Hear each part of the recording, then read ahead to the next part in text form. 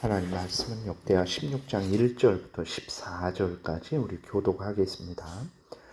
아사 왕 제36년에 이스라엘 왕 바아사가 유다를 치러 올라와서 라마를 건축하여 사람을 유다 왕 아사에게 왕래하지 못하게 하려 한지라.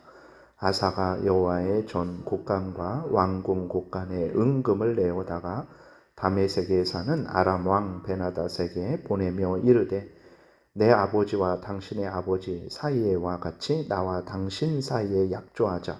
내가 당신에게 은금을 보내노니 와서 이스라엘 왕 바하사와 세운 약조를 깨뜨려 그가 나를 떠나게 하라 하매, 베나닷이 아사 왕의 말을 듣고 그의 군대 지휘관들을 보내어 이스라엘 성읍들을 치되 이용과 단과 아벨마임과 납달리의 모든 국고성을 쳤더니, 바하사가 듣고 라마 건축하는 일을 포기하고 그 공사를 그친지라.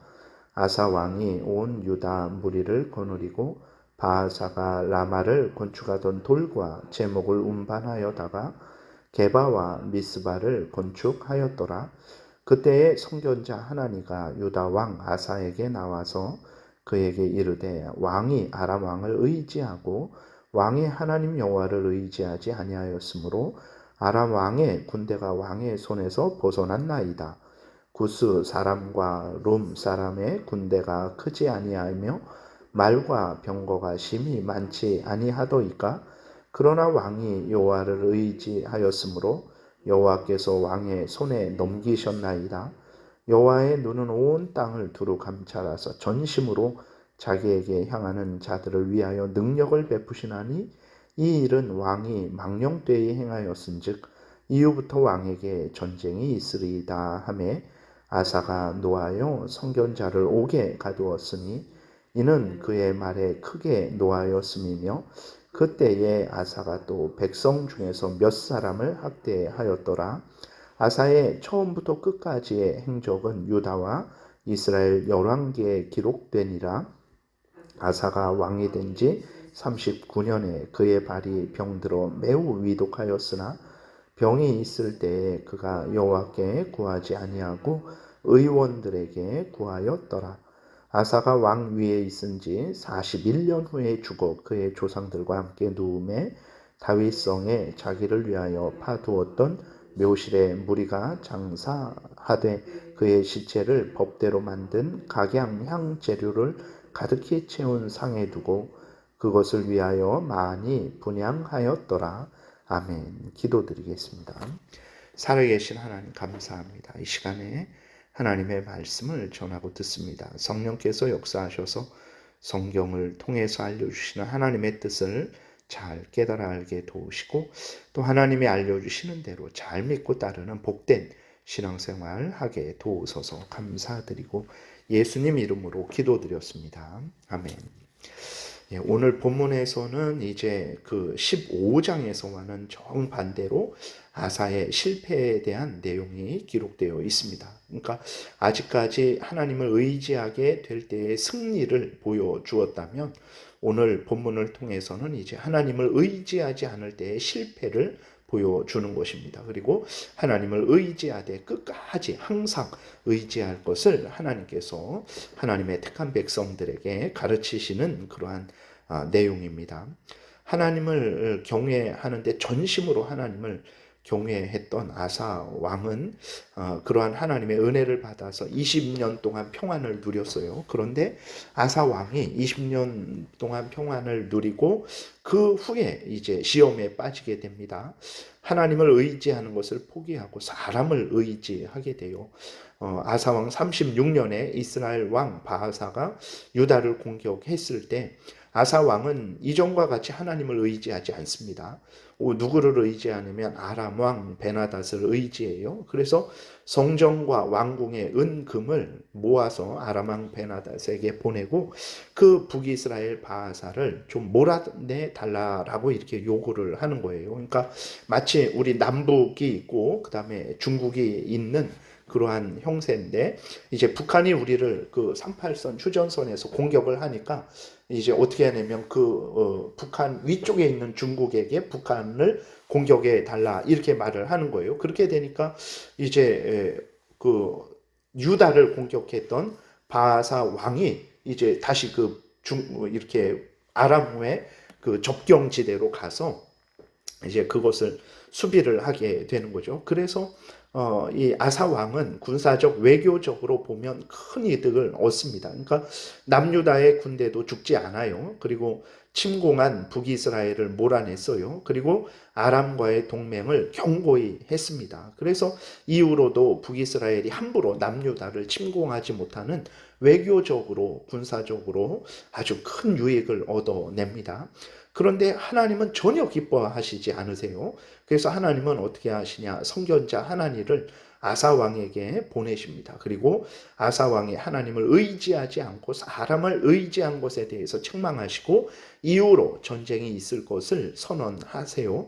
이러한 책망을 들으면 어떻게 해야 됩니까? 당연히 하나님께 회개하고 용서를 빌어야 돼요. 그러나 아사 왕이 변했죠. 어느 정도로 변했냐면 하나님의 경고를 전한 선견자 하나니를 옥에 가둡니다. 그리고 하나님을 경외하는 백성들을 학대를 해요. 그러니까 그리고 또 아사 왕의 마음이 얼마나 굳어졌는지 39년에 발에 병이 나는데 매우 위독했습니다. 근데 그렇게 매우 위독했는데도 생사화복을 주관하시는 하나님, 치료하시는 하나님을 의지하지 않고 의사만 의지해요. 그러니까 병원에 가는 게 잘못이냐 그런 것을 말하는 것이 아니고 병원을 가든 어디를 가든 하나님께 은혜를 구하고 병원을 가야 되는 것입니다. 그러니까 약을 먹더라도 하나님께 은혜를 구하고 하나님이 역사하셔서 이 약이 내 몸에 효과적으로 잘 작용되어서 건강하게 해달라고 하나님을 의지해야 되는 거죠. 왜 그러냐면 하나님이 우리의 생사화복을 주관하시기 때문에 그렇습니다. 그런데 그렇게 경건했던 아사가 아주 강팍하게 되어서 하나님을 전혀 의지하지 않는 거예요. 하나님께 기도하지 않고 그냥 사람의 의술만으로도 충분히 얼마든지 날 수 있다. 뭐 이러한 생각을 가지는 거예요. 그러니까 참으로 놀라운 일입니다. 그러나 우리가 성경을 다시 보게 되면 이러한 것들은 아사의 변함은 전혀 놀라운 일이 아니죠. 다윗도 방심했을 때에 사람들도 짓지 않는 아주 무서운 죄악을 저질렀습니다. 그러니까 모든 인간들은 이제 부족한 인간들이죠. 모든 인간들에게는 아직도 죄성이 남아 있습니다. 그리고 세상이 유혹을 하고 있고, 그리고 악한 사탄 마귀가 여전히 광명의 천사로 변해서 유혹을 하든지 아니면 우는 사자와 같이 변해서 유혹을 하든지 어쨌든 사탄 마귀가 끊임없이 유혹을 하고 있어요. 그래서 그리스도인들이 항상 깨어 있지 않으면 어제 신앙생활 잘했다고 오늘 잠을 자버리게 된다면, 오늘 게으르고 나태하게 된다면 그러한 자신의 죄성에 지배를 당하게 되고 사탄 마귀의 유혹에 또 세상의 유혹에 넘어가게 되는 것이죠. 그렇기 때문에 성경에서 오늘 본문에서 하나님이 그렇게 하나님을 잘 의지해서 20년 동안 평안을 누렸을지라도 21년 후부터 다시 또 하나님을 의지해야 그 은혜가 임하는 것이지, 하나님을 의지하지 않을 때에는 그 모든 것이 다시 수포로 돌아가게 되고 그러한 하나님과 멀어질 수 있다는 것을 우리에게 알려주시는 것입니다. 그래서 우리는 오늘 본문을 보면서 늘 깨어 있어야 함을 다시 한번 마음에 깊이 새겨야 되는 것입니다. 어제 잘했으면 오늘도 잘해야 됩니다. 오늘 잘했다고 내일 쉬면 안 돼요. 내일도 잘해야 되는 것입니다. 하나님이 포로에서 돌아온 이스라엘 백성들에게 그리고 오늘 우리들에게 말씀하시기를 하나님을 의지하되 항상 의지해라. 끝까지 의지해라. 하나님을 경외하고 항상 하나님의 명령을 따르라. 그러면 승리할 것이고 하나님을 의지하되 항상 의지하지 않게 된다면 하나님을 경외하지 않는 그 순간 하나님의 명령을 따르지 않는 그 순간이 바로 실패하는 때다라고 이렇게 우리에게 말씀하시고 포로에서 돌아온 이스라엘 백성들에게 또 말씀을 하시는 것이죠.